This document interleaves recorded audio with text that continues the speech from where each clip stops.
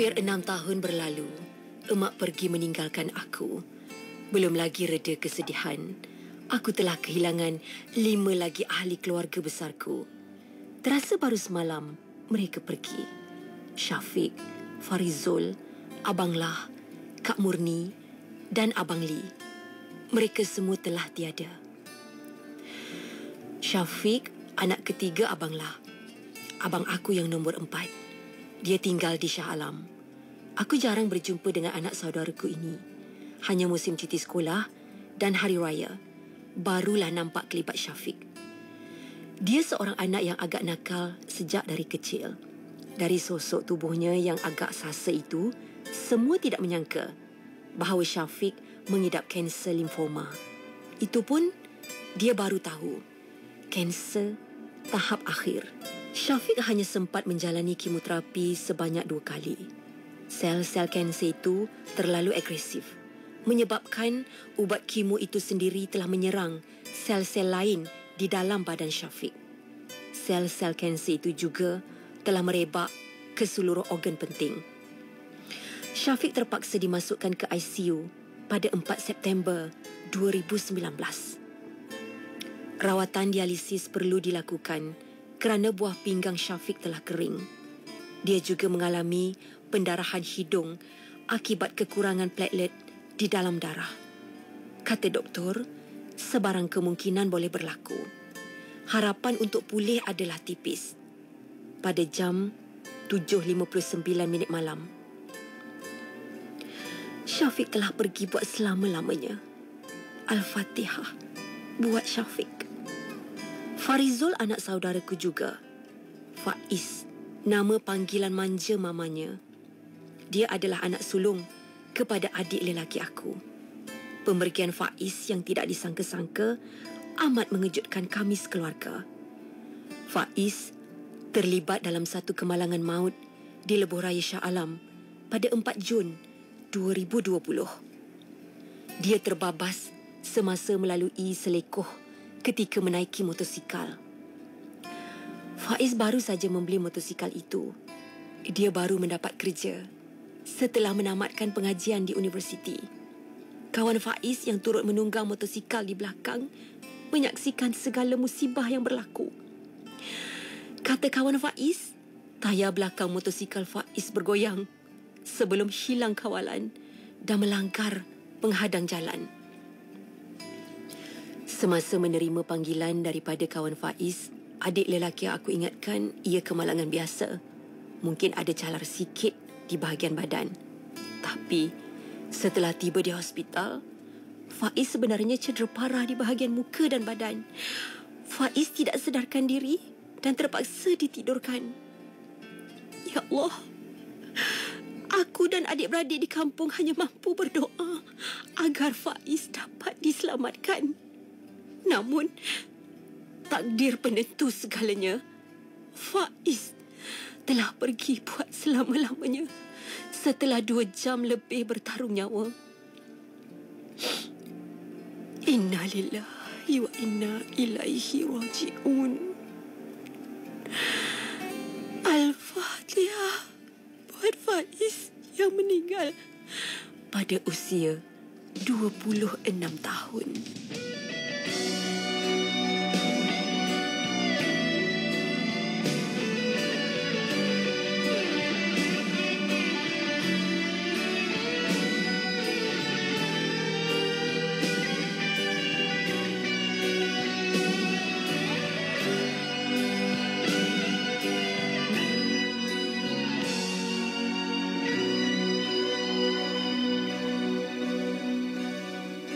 Berulang suara bercerita kembali pada kisah semalam yang datang dan pergi. Usia kita perjalanan dunia, pencarian ke syurga, menanti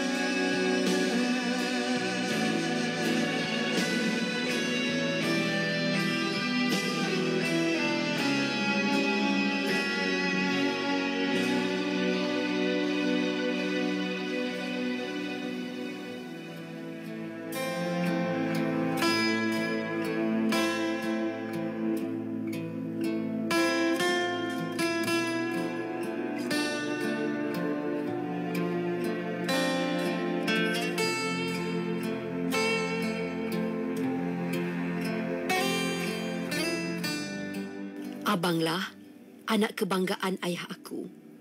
Abanglah merupakan seorang jurutera yang bekerja di Proton Holding Shah Alam. Sejak kilang Proton mula-mula dibuka, Abanglah adalah salah seorang perintis dalam menghasilkan keluaran kereta nasional. Dia bersara pada usia 60 tahun. Aku masih ingat lagi, semasa Abanglah masih bujang, dia selalu menyuruh aku menggosok baju Melayunya pada pagi hari raya. Hampir setiap tahun. Tapi aku tak kisah. Selalunya, bila dia tengok aku tengah menggosok baju raya, masa itulah juga dia menyelit. "Tolong gosok baju aku ni," kata Abanglah. Aku senyum sendirian. Semasa hayatnya, Abanglah banyak menolong aku. Sewaktu aku belajar di kolej di Shah Alam, aku sering ke rumahnya setiap hujung minggu. Abanglah juga sering menghantar aku ke stesen bas untuk aku pulang ke kampung setiap kali cuti semester. Bila Abanglah mendapat tahu bahawa aku telah menang sebuah kereta Proton Wira dalam cabutan sijil simpanan premium, dia merasa teruja. Katanya, model kereta itu adalah sebahagian daripada reka ciptanya. Dia sendiri membawa aku ke tempat kereta itu diambil, di Glen Mary Shah Alam. Semasa nak ambil kereta tu, aku dikenakan bayaran insurans kereta dan cukai jalan. "Cukup ke duit tu?" bisik Abanglah. "Kalau tak cukup, aku boleh tambah," kata Abanglah lagi. "Cukup, cukup," jawabku sambil tersenyum. Setiap kali Abanglah pulang ke kampung, dia tak pernah lupa untuk memberikan duit kepada Mak. Masa Mak tengah sakit dulu pun, dia sering bertanyakan khabar Mak. Dia jugalah yang membayar upah orang untuk menjaga Mak. Abanglah juga sanggup menghabiskan banyak duit untuk membeli segala keperluan Mak seperti susu, ubat-ubatan dan kerusi roda. Kali terakhir aku bersembang dengan Abanglah sewaktu dia pulang ke kampung bersama Abang Lee dan Kak Muni. Waktu tu pandemik COVID-19 telah reda seketika. Seingat aku pada bulan Ogos 2020, dah boleh rentas negeri. Kebetulan masa tu musim buah-buahan di kampung. Kat belakang rumah Mak memang ada kebun durian dan rambutan. Abanglah bercadang nak beli anak pokok durian Musang King untuk ditanam di kebun. Mula tu aku terkejut juga. Sempat ke nak makan durian Musang King tu? Kata Abanglah, kena tunggu 4 tahun barulah nampak hasilnya. Dia membeli anak pokok durian dan beberapa jenis anak pokok rambutan daripada kawannya. Abanglah mengajak aku dan adik-beradik lain untuk berkongsi beli anak pokok durian dan rambutan. Pada petang itu, kami ke kebun untuk menanam anak-anak pokok itu. "Nanti kau siramlah ya, pagi dan petang," kata Abanglah. Aku mengangguk saja. Dia juga berpesan pada aku untuk meletakkan baja pada anak-anak pokok tu. Tanggal 24 Mac 2021, kami sekeluarga dikejutkan dengan pemergian Abanglah. Dia tiba-tiba sesak nafas selepas pulang dari kedai bersama kakak iparku. Sebelum tu, dia sempat menziarah pusara arwah anaknya, Syafiq. Tangan dan kaki Abanglah tiba-tiba menjadi keras sebelum dia muntah beberapa kali. Kakak iparku, Kak Mah, cuba mendapatkan khidmat ambulans hospital, tapi gagal. Akhirnya khidmat ambulans swasta dapat dihubungi. Masa tu, Abanglah semakin tenat kerana tidak boleh bernafas. Bila ambulans tiba di rumah, Kak Ma menyuruh 2 orang anak lelakinya mengiringi Abanglah. Sementara dia menunggu masuk waktu Zuhur. Kak Ma dan anak perempuannya akan menyusul kemudian. Namun semasa azan Zuhur berkumandang di masjid berdekatan, Abanglah telah pergi menghadap Ilahi. Anak-anak saudaraku memang tak perasan. Semasa berada di dalam ambulans, abah mereka masih boleh bercakap dan meminta alat bantuan oksigen diberikan kepadanya. Tiba-tiba, abah mereka senyap. Mereka ingatkan, abah mereka tertidur semasa ambulans mula bergerak menuju ke hospital. Sesampai di hospital, doktor telah mengesahkan bahawa Abanglah telah meninggal dunia Inna lillahi wa inna ilaihi raji'un. Senangnya abanglah pergi. Aku pasrah, redha dengan ketentuan Allah. Tapi aku terkilan kerana tidak dapat menatap wajah abanglah buat kali terakhir. Jenazah abanglah selamat dikebumikan keesokan harinya. Kata Kak Mah, ramai kenalan abanglah, termasuk rakan sekerja di kilang Proton, sahabat handai dan pelajar tahfiz di sekitar Shah Alam, datang untuk menghadiri solat jenazah abang. Moga Allah kurniakan syurga buatmu, abang.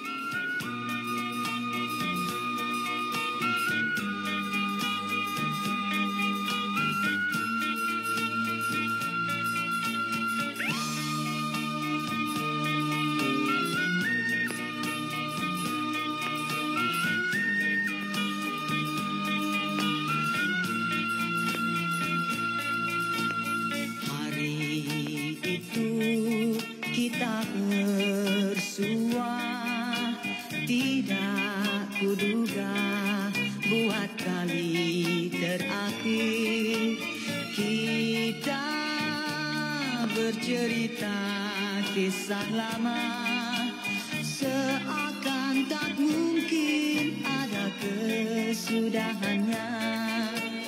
Hari ini ku terima berita, tidak kuduga, tak sanggup ku percaya. Sungguh terharu di hati ini, kini kau telah pergi. Kau telah pergi, tak akan kembali lagi. Kau telah pergi sendiri, diiring pilu, diiring seduh, diiring angin petang. Ku kirim doa setulus hatiku, sekadar restu hanya untukmu.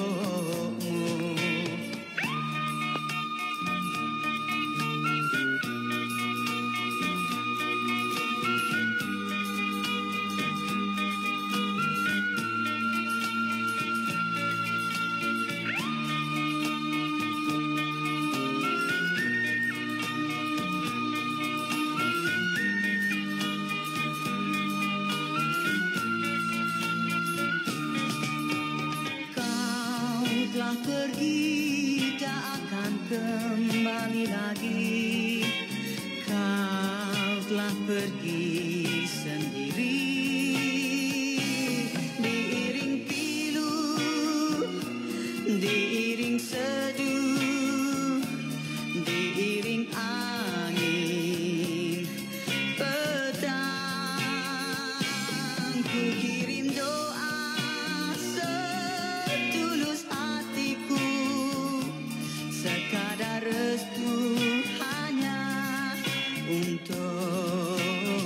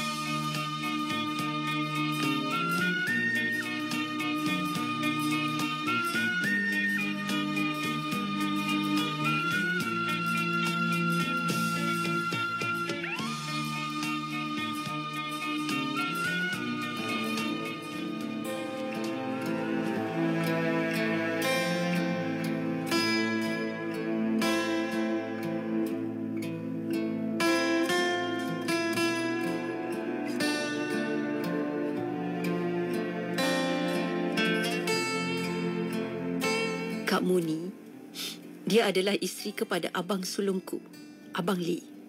Setiap kali tiba bulan Ramadan, aku akan tempah biskut raya dengan Kak Muni.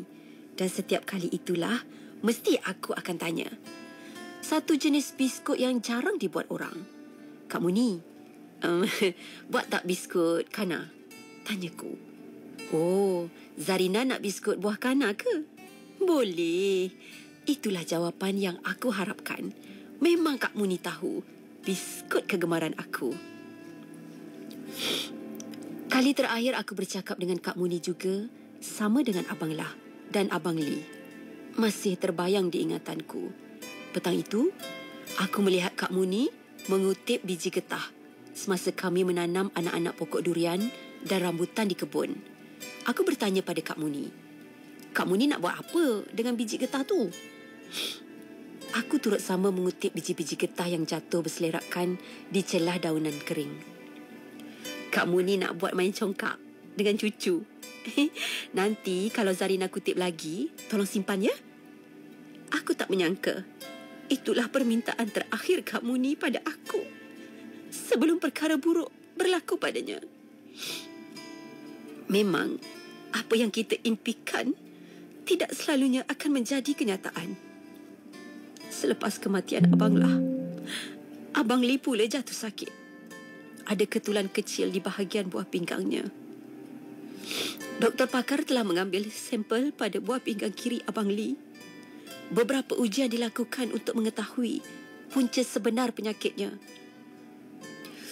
Akhirnya doktor telah mengesahkan bahawa Abang Lee mengidap kanser buah pinggang tahap akhir.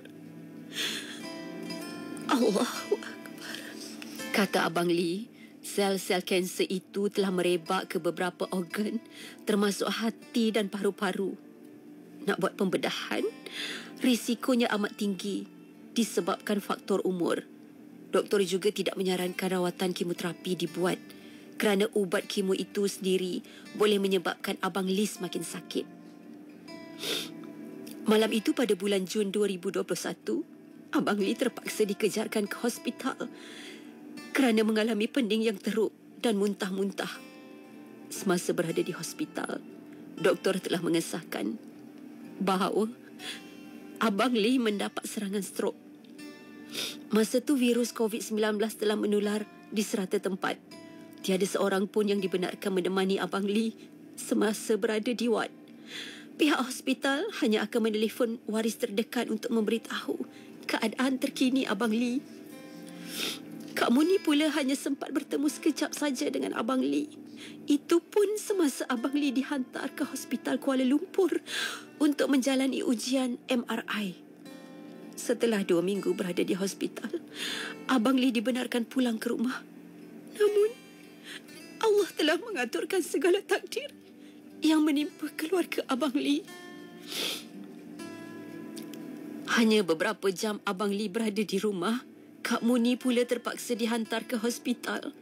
Kak Muni diserang demam panas dan batuk yang kuat serta asma yang teruk. Setelah ujian dijalankan, Kak Muni telah dijangkiti virus COVID-19. Ya Allah. Tidak dapat aku gambarkan bagaimana perasaan keluarga Abang Lee pada ketika itu. Aku yang berada di kampung rasanya mahu terbang sepantas kilat untuk menjenguk Abang Lee dan Kak Muni. Tapi apakah daya? Kuasa Allah mengatasi semua kehendak aku. Pada saat pandemik COVID-19 sedang mengganas, nak merentas negeri pun tak dibenarkan. Kadar jangkitan COVID-19 pada masa itu pun sangat tinggi. Keadaan Kak Muni semakin kritikal semasa dirawat di wad isolasi. Tahap oksigen di dalam paru-paru Kak Muni telah menurun sehingga 38%. Kak Muni terpaksa ditidurkan. Ya Allah. Pada tarikh 20 Julai 2021, pada pagi Aidiladha, Kak Muni telah mengembuskan nafas yang terakhir tanpa keluarga di sisinya. Inna lillahi wa inna ilaihi raji'un.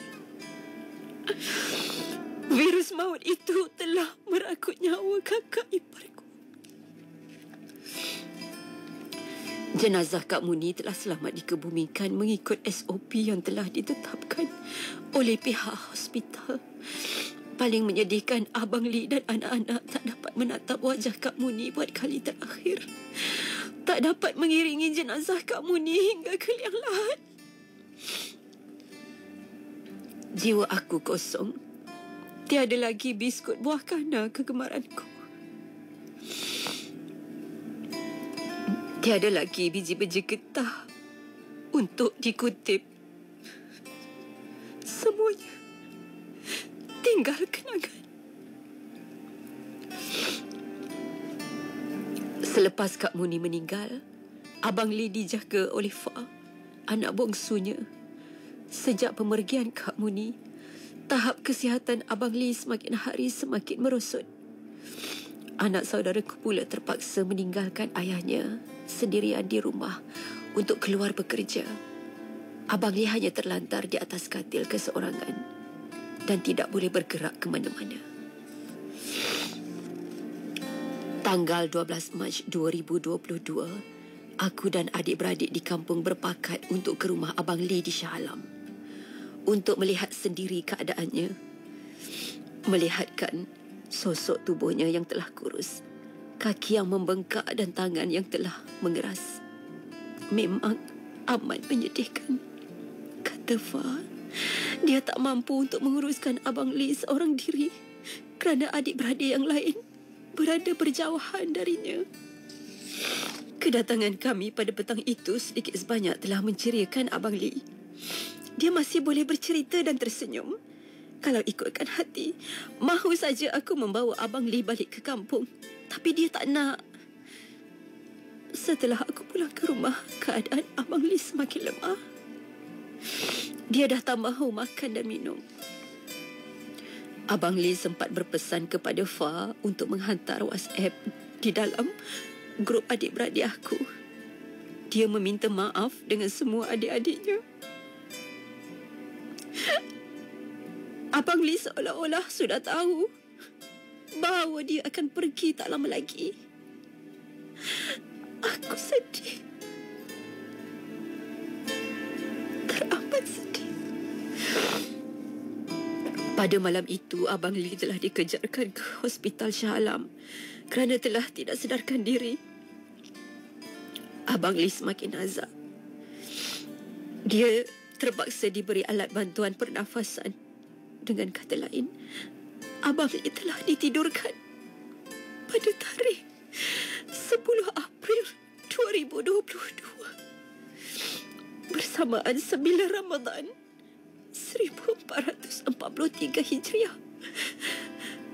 Abang Lee telah pergi menghadap Ilahi. Inna lillahi wa inna ilaihi raji'un.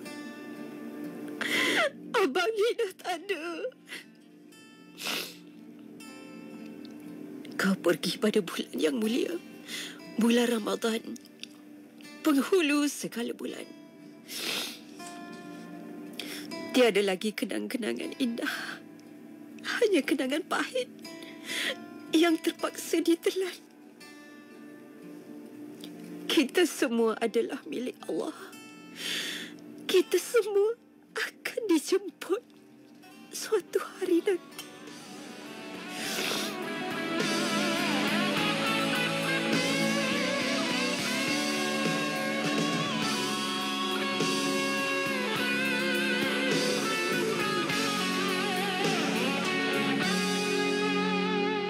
Di dalam hidup kita seharian ada persamaan inginan mencari harta sebanyak mana masa terdaya. Bila mentari menyulut bumi, kita pun bangkit dari mimpi, menyambung semula pencarian yang terhenti. semalam. Kepuasan terpancar jelas bila yang dimimpi terbukti.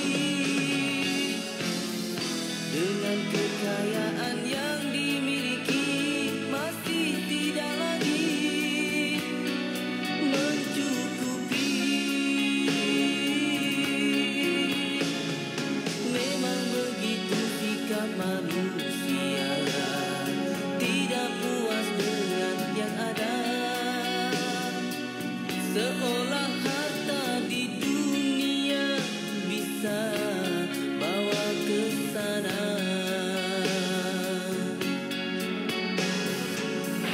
Kita terlupa harta yang nak dibawa, amalan seharian itu yang pasti harus di hati. Sudah terlewat bila tubuh terbujuk kaku, tidak berfungsi.